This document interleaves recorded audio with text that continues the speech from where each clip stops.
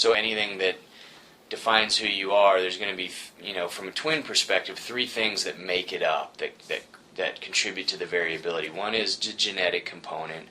One is the shared environment, which are going to be things like diet, where you lived when you were a kid, what your parenting was like, all that kind of stuff. And then the other one is the non-shared environment, and those are the things in the environment that make twins different from one another. So all those three things kind of mix together to define something. So let's say we look at how long you sleep, and we ask our twin registry that. So we have a couple of non-identical twins, and we say, how long do you sleep? And one of them says 8 hours a night, and the other one says 7 hours a night. We say, well, there's an hour difference there.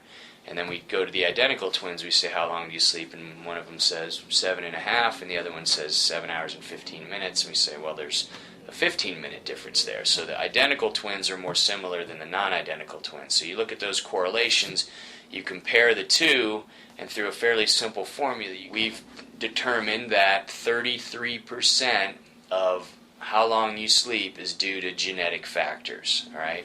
And this is an instance where the genetics that we're interested in are obesity, or your BMI. So the genetic drivers that are deciding how much you weigh, all right? And the environmental factor is how long you sleep. So this kind of sums everything up. So down here you have sleep duration. So it goes from 4.8 hours to 9.6 hours there. And then this is the proportion of the variance in BMI. So higher BMI would be more obese.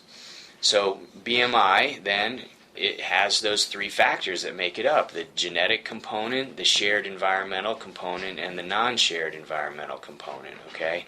And what we see is that as sleep durations were reduced, the genetic risks of having a high body weight went up.